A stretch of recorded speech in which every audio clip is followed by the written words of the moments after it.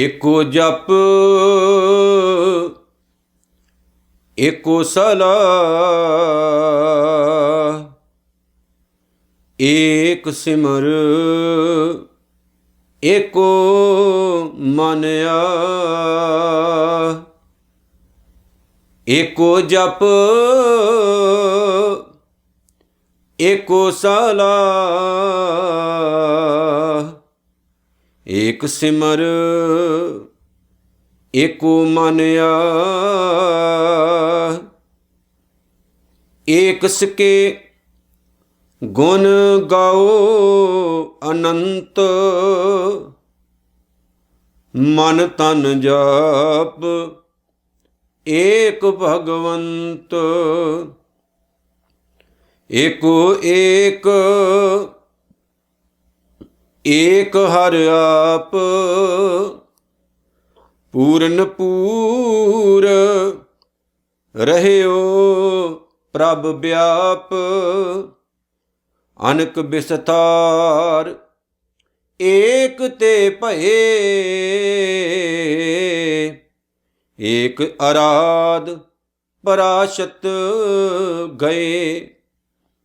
मन तन अंतर एक प्रभ राता, गुर प्रसाद नानक एक जाता। मन तन अंतर एक प्रभ राता, गुर प्रसाद नानक एक जाता। ਧੰਨ ਧੰਨ ਸਤਿਗੁਰੂ ਸ੍ਰੀ ਗੁਰੂ ਗ੍ਰੰਥ ਸਾਹਿਬ ਜੀ ਮਹਾਰਾਜ। ਬਾਪੂ ਜੀ ਦੇ ਇਲਾਹੀ ਚਰਨਾਂ ਦਾ ਆਓ ਜੀ ਧਿਆਨ ਧਰੀਏ ਅਤੇ ਦਸ਼ਮੇਸ਼ ਪਾਤਸ਼ਾਹ ਸ੍ਰੀ ਗੁਰੂ ਗੋਬਿੰਦ ਸਿੰਘ ਜੀ ਨੇ ਜੋ ਗੁਰੂ ਫਤਿਹ ਦੇ ਰੂਪ ਦੇ ਵਿੱਚ ਕਿਰਪਾ ਕੀਤੀ ਹੈ ਉਹਦੇ ਨਾਲ ਆਪਣਾ ਚਿੱਤ ਜੋੜੀਏ। ਸਤਿਕਾਰ ਸਹਿਤ ਆਖੋ ਜੀ ਵਾਹਿਗੁਰੂ ਜੀ ਕਾ ਖਾਲਸਾ ਵਾਹਿਗੁਰੂ ਜੀ ਕੀ ਫਤਿਹ। ਮੇਰਾਂ ਦੇ ਸਾਈਂ ਨੇ ਬੜੀ ਵੱਡੀ ਕਿਰਪਾ ਕੀਤੀ ਹੈ ਸਾਡੇ ਉੱਤੇ। 19ਵੀਂ ਅਸ਼ਟਪਦੀ ਸੁਖਮਨੀ ਸਾਹਿਬ ਦੀ, ਜਿਸ ਦੀ ਆ ਸਭ ਤੋਂ ਅਖੀਰਲੀ ਪੌੜੀ 8ਵੀਂ, ਜਿਹਦਾ ਪਾਠ ਆਪ ਜੀ ਨੇ ਸਤਿਕਾਰ ਸਹਿਤ ਸਰਵਣ ਕੀਤਾ ਹੈ। ਇਸ ਪੌੜੀ ਦੇ ਵਿੱਚ ਸ਼੍ਰੀ ਗੁਰੂ ਅਰਜਨ ਸਾਹਿਬ ਜੀ ਮਹਾਰਾਜ ਨੇ ਬੰਦੇ ਨੂੰ ਪਰਮਾਤਮਾ ਦੇ ਗੁਣ ਗਾਉਣ ਦੀ ਤਾਕੀਦ ਕੀਤੀ ਹੈ ਕਿ ਇਹ ਬੰਦੇ, ਜ਼ਿੰਦਗੀ ਦਾ ਸਫ਼ਰ ਬਹੁਤ ਹੀ ਛੋਟਾ ਹੈ, ਚਲੇ ਆਪਾਂ ਸਾਰਿਆਂ ਨੇ ਜਾਣਾ ਹੈ। ਕੋਈ ਨਾ ਰਹਿ ਹੈ ਰਾਜਾ ਰਾਣਾ, ਇੱਥੇ ਕੋਈ ਨਹੀਂ ਰਿਹਾ, ਨਾ ਕੋਈ ਰਿਹਾ ਨਾ ਕਿਸੇ ਨੇ ਰਹਿਣਾ। ਇਸ ਲਈ ਕਿਉਂ ਨਾ ਇਸ ਜ਼ਿੰਦਗੀ ਨੂੰ ਸਫਲ ਕਰਕੇ ਜਾਈਏ ਆਪਾਂ, ਤੇ ਆਪਾਂ ਉਸ ਦੇ ਗੁਣ ਗਾਈਏ ਜਿਹਨੇ ਸਾਨੂੰ ਜਿੰਦ ਦਿੱਤੀ ਹੈ।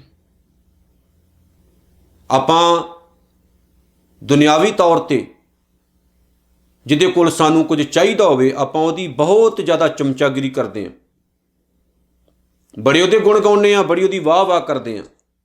ਪਰ ਜਿਹਨੇ ਸਾਨੂੰ ਇੰਨਾ ਕੁਝ ਦੇ ਦਿੱਤਾ ਆਲਰੇਡੀ, ਜਿਹੜਾ ਦੇ ਵੀ ਰਿਹਾ, ਆਪਾਂ ਕਿਉਂ ਨਾ ਉਹਦੀ ਵਾਹ ਵਾਹ ਕਰੀਏ, ਕਿਉਂ ਨਾ ਉਹਦੇ ਨਾਲ ਜੁੜੀਏ। ਧੰਨ ਸਤਿਗੁਰੂ ਸ੍ਰੀ ਗੁਰੂ ਅਰਜਨ ਸਾਹਿਬ ਜੀ ਮਹਾਰਾਜ ਨੇ ਗਾਥਾ ਫੁੰਨੇ ਦੇ ਵਿੱਚ ਬੜੇ ਪਿਆਰੇ ਜਿਹੇ ਬਚਨ ਵਰਤੇ ਨੇ। ਜਦੋਂ ਅਸੀਂ ਪਾਵਨ ਬਾਣੀ ਪੜ੍ਹਦੇ ਹਾਂ ਸਤਿਗੁਰੂ ਦੀ, ਤਾਂ ਉੱਥੇ ਰਾਵਣ ਦੀ ਗੱਲ ਆਏਗੀ, ਤੁਹਾਨੂੰ ਧਿਆਨ ਨਾਲ ਸੁਣਿਓ।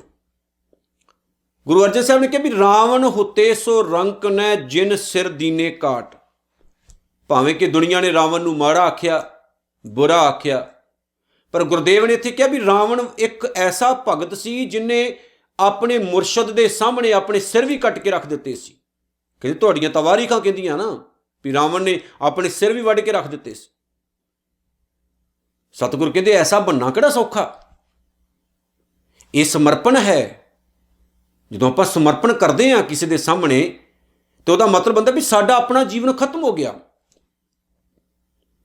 ਇਹ ਮੇਰੇ ਮਾਲਕ, ਮੈਂ ਤੇਰੇ ਸਾਹਮਣੇ ਆਪਣੇ ਆਪ ਨੂੰ ਸਮਰਪਿਤ ਕਰ ਦਿੱਤਾ, ਮੈਂ ਤੇਰੇ ਸਾਹਮਣੇ ਆਪਣੇ ਆਪ ਨੂੰ ਸੁੱਟ ਦਿੱਤਾ, ਮੇਰਾ ਜੀਵਨ ਖਤਮ ਹੋ ਗਿਆ।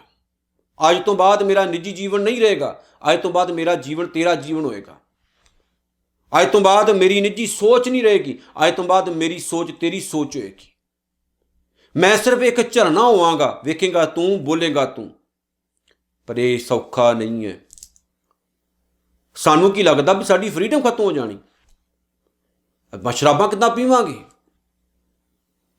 ਆਪਾਂ ਬੁਰਾ ਕਿੱਦਾਂ ਕਿਸੇ ਦਾ ਕਰਾਂਗੇ, ਆਪਾਂ ਝੂਠ ਕਿੱਦਾਂ ਪੈਰ ਪੈਰ ਤੇ ਬੋਲਾਂਗੇ, ਸਾਡੀ ਤਾਂ ਫਰੀडम ਮੁੱਕ ਗਈ ਨਾ। ਪਰ ਗੁਰੂ ਐਸਾ ਨਹੀਂ ਕਰਦਾ।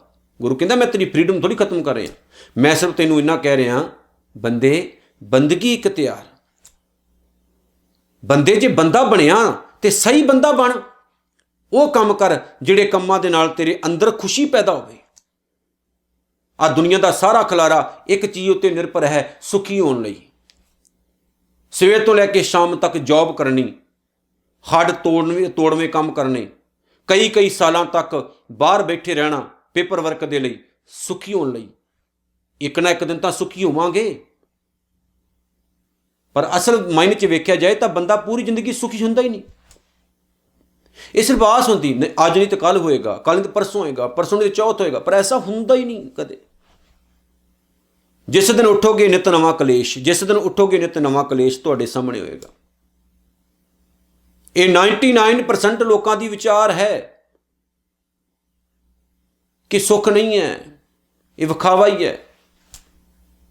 ਪਰ ਮੈਂ ਕਹਿੰਦਾ ਸੁੱਖ ਹੈ, ਨਿਤ ਨਵੇਂ ਕਲੇਸ਼ ਪੈਦਾ ਹੁੰਦੇ ਨੇ, ਪਰ ਸੁੱਖ ਵੀ ਹੈ। ਜਦੋਂ ਤੁਸੀਂ ਕਿਸੇ ਨੂੰ ਇਹ ਅਹਿਸਾਸ ਦਿਵਾਉਣਾ ਸ਼ੁਰੂ ਕਰ ਦਿੰਦੇ ਹੋ ਨਾ ਕਿ ਮੈਂ ਤੇਰੇ ਤੇ ਡਿਪੈਂਡ ਹਾਂ, ਤਦ ਹੀ ਮਰਦੇ ਆਪਾਂ।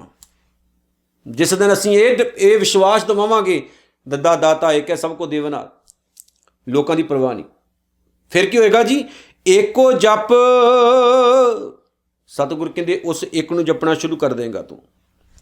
ਇਸ ਲਈ ਪਿਆਰਿਆ, ਤੇਰਾ ਜੀਵਨ ਵੀ ਇਸ ਚੀਜ਼ ਉੱਤੇ ਨਿਰਭਰ ਹੈ।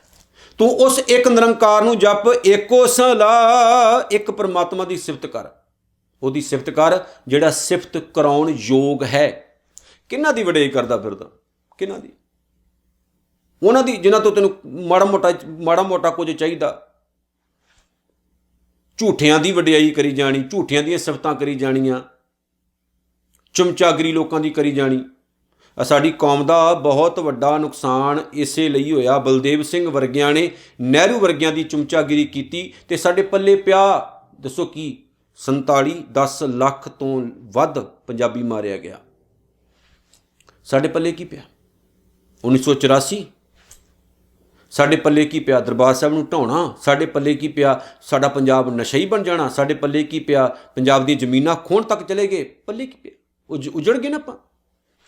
ਪੰਜਾਬ 'ਚੋਂ ਹਰਿਆਣਾ ਕੱਢ ਕੇ ਮਾਰਿਆ, ਹਿਮਾਚਲ ਕੱਢ ਮਾਰਿਆ, ਪੰਜਾਬ ਖੇਰੂ ਕਰ ਦਿੱਤਾ। ਇੱਕ ਬੰਦੇ ਦੀ ਚਮਚਾਗਿਰੀ ਨੇ ਕਿੰਨਾ ਨੁਕਸਾਨ ਕਰਾਇਆ। ਲੀਡਰਸ਼ਿਪ ਚਮਚਾਗਿਰੀ ਵਾਲੀ ਨਾ ਹੋਵੇ।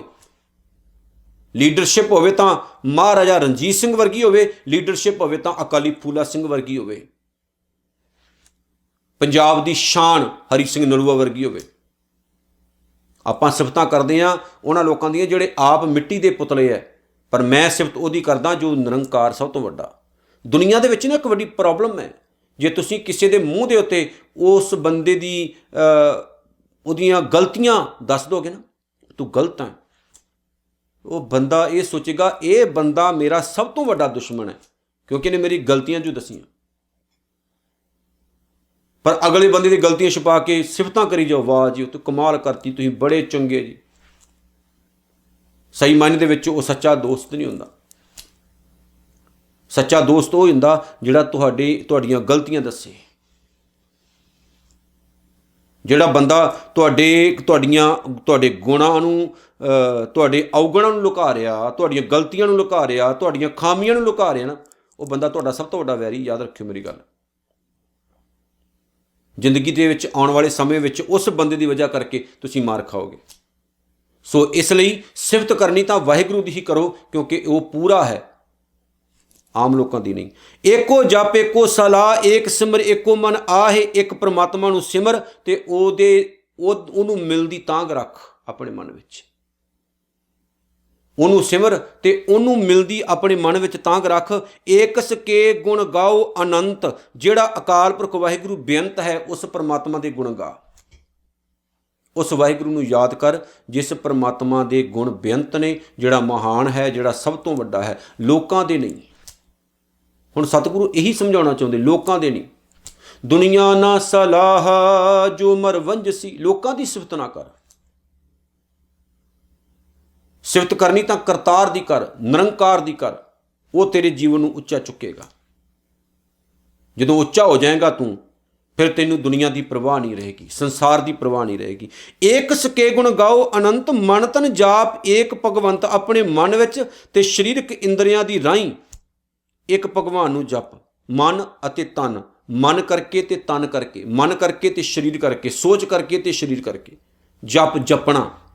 ਮਨ ਕਰਕੇ ਭਾਵ ਅੱਖਾਂ ਰਾਹੀਂ, ਕੰਨਾਂ ਰਾਹੀਂ, ਸਰੀਰ ਦੇ ਹਰ ਇੱਕ ਇੰਦਰੀ ਰਾਹੀਂ ਇਹ ਮਹਿਸੂਸ ਕਰ ਨਿਰੰਕਾਰ ਦੇ ਭਾਣੇ 'ਚ ਜਿਉਣਾ। ਤਨ ਕਰਕੇ ਭਾਵ ਜਿਹੜਾ ਤੇਰਾ ਸਰੀਰ ਹੈ, ਇਹਨੂੰ ਸਫਲ ਕਰਕੇ ਜਾ, ਪੁੱਠੇ ਕੰਮਾਂ 'ਚ ਨਾ ਪਾ। ਦੁਨੀਆ ਲਈ ਕੋਈ ਚੰਗਾ ਕਰ ਇਸ ਸਰੀਰ ਦੇ ਰਾਹੀਂ, ਉਸ ਨੂੰ ਜਪਣਾ। ਹੈ ਤਾਂ ਔਖੀ ਖੇਡ ਹੈ, ਪਰ ਕਰ ਲੈਂਦੇ ਨੇ ਜਿਨ੍ਹਾਂ ਨੇ ਕਰਨਾ ਹੋਵੇ। ਜਿਨ੍ਹਾਂ ਦਾ ਮਨ ਜੁੜ ਗਿਆ, ਜਿਨ੍ਹਾਂ ਦਾ ਤਨ ਜੁੜ ਗਿਆ, ਜ਼ਿੰਦਗੀ ਉਹਨਾਂ ਦੀ ਸਫਲ ਹੈ। ਏਕੋ ਏਕ ਏਕ ਹਰ ਆਪ, ਤੂੰ ਫਿਰ ਦੇਖੇਗਾ ਕਿ ਸਭ ਥਾਈਂ ਉਹੀ ਹੈ, ਸਭ ਥਾਈਂ ਉਹੀ ਹੈ।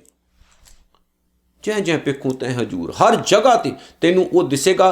ਹਰ ਫੁੱਲ ਵਿੱਚ, ਹਰ ਕਲੀ ਦੇ ਵਿੱਚ, ਹਰ ਬੰਦੇ ਵਿੱਚ ਤੈਨੂੰ ਉਹ ਦਿਸੇਗਾ। ਤੇਰੇ ਅੰਦਰੋਂ ਇੱਕ ਬੜੀ ਵੱਡੀ ਬਿਮਾਰੀ ਖਤਮ ਹੋਏਗੀ। ਪਤਾ ਕਿਹੜੀ? ਵਿਤਕਰਾ, ਵਿਤਕਰੇ ਵਾਲੀ ਬਿਮਾਰੀ ਤੇਰੇ ਵਿੱਚ ਖਤਮ ਹੋਏਗੀ। ਇੱਕ ਚੀਜ਼ ਹੋਰ ਖਤਮ ਹੋਏਗੀ, ਕਿਹੜੀ?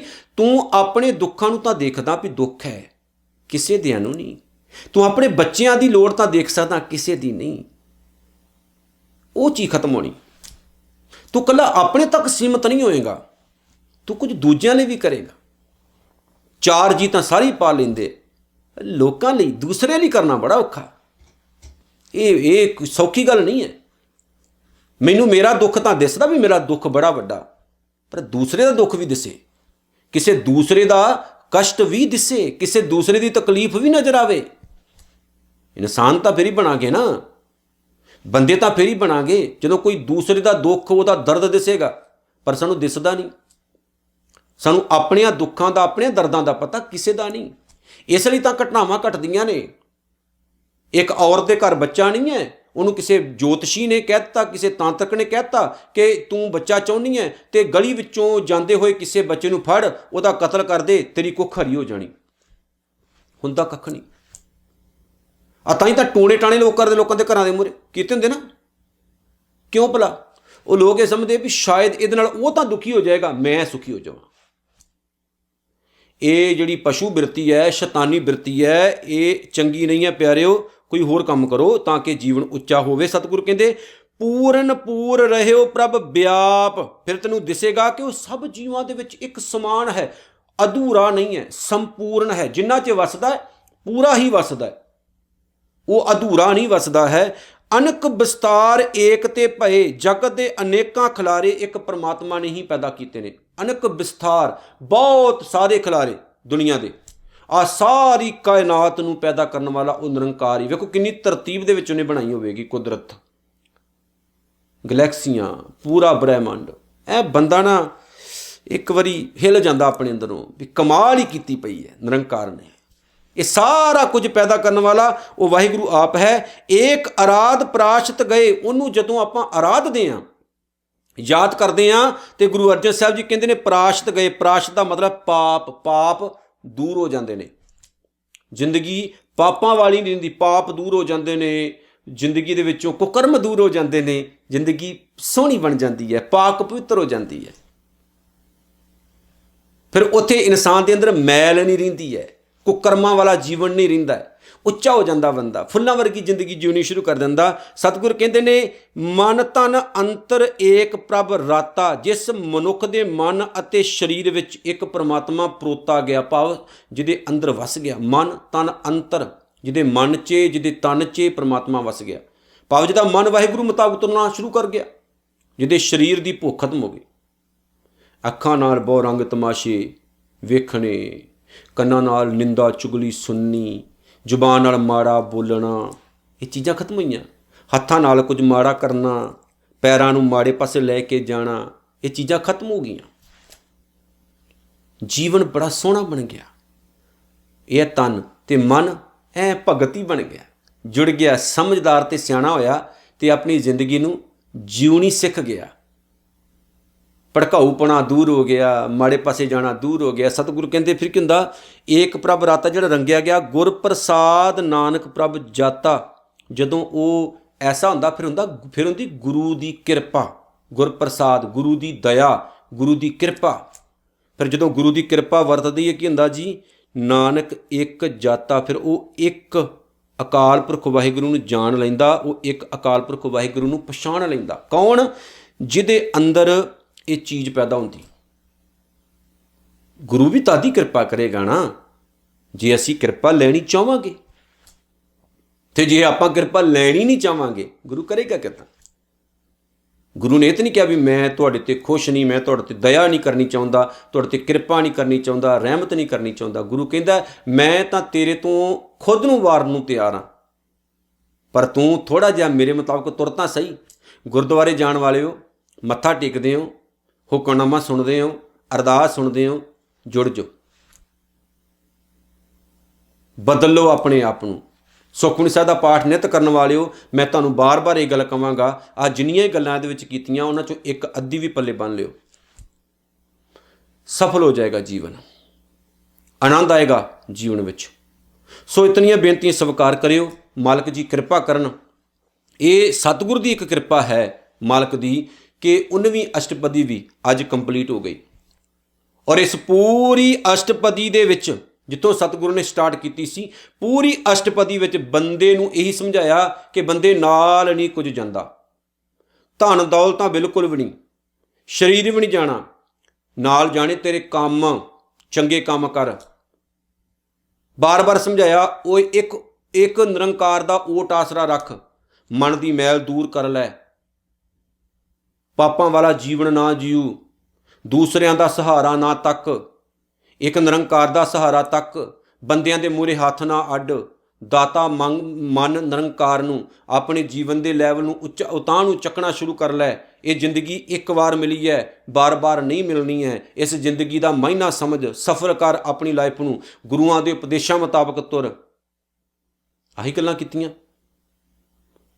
ਇਹ ਮੰਨਣੀਆਂ ਇੰਨੀਆਂ ਔਖੀਆਂ ਵੀ ਨਹੀਂ ਹੈ, ਸੋ ਆਓ ਮੰਨੀਏ ਤੇ ਗੁਰੂ ਸਾਹਿਬ ਨੇ ਜੋ ਕਿਹਾ ਉਹਨਾਂ ਸਾਰੇ ਬਚਨਾਂ ਨੂੰ ਆਪਣੇ ਪੱਲੇ ਬੰਨੀਏ। ਸੋ 19ਵੀਂ ਅਸ਼ਟਪਦੀ ਇੱਥੇ ਸਮਾਪਤ ਹੁੰਦੀ ਹੈ। ਸਤਿਗੁਰੂ ਅੱਗੇ ਅਰਦਾਸ ਕਰਿਓ, ਮਹਾਰਾਜ ਜੇ ਸਵਾਸ ਬਖਸ਼ੇ ਨੇ ਨਾ ਤੇ ਇਹਨਾਂ ਸਵਾਸਾਂ ਨੂੰ ਸਫਲ ਕਰਾ ਦੇਵੀਂ। 20ਵੀਂ ਅਸ਼ਟਪਦੀ ਆਪਾਂ ਅਗਲੇ ਸਮੇਂ ਵਿੱਚ ਜਾ ਕੇ ਆਰੰਭ ਕਰਾਂਗੇ। ਬਸ ਅਰਦਾਸ ਕਰਿਓ, ਜੋ ਪ੍ਰੋਜੈਕਟ ਸ਼ੁਰੂ ਕੀਤਾ ਹੈ, ਆਪਾਂ ਕੰਮ ਸ਼ੁਰੂ ਕੀਤਾ, ਸਤਿਗੁਰੂ ਨੂੰ ਨੇਪਰੇ ਚੜਾਉਣ।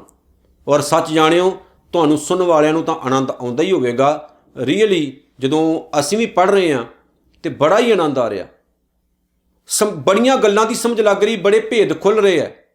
ਸੋ ਆਓ ਸਤਿਗੁਰੂ ਦੇ ਇਹਨਾਂ ਬਚਨਾਂ ਨੂੰ ਬਣੀਏ ਪੱਲੇ, ਜੀਵਨ ਗੁਰੂ ਦੇ ਆਸ਼ੇ ਮੁਤਾਬਕ ਜੀਏ ਜੀ। ਨਾਨਕ ਨਾਮ ਚੜ੍ਹਦੀ ਕਲਾ, ਤੇਰੇ ਭਾਣੇ ਸਰਬੱਤ ਦਾ ਭਲਾ। ਵਾਹਿਗੁਰੂ ਜੀ ਕਾ ਖਾਲਸਾ, ਵਾਹਿਗੁਰੂ ਜੀ ਕੀ ਫਤਿਹ।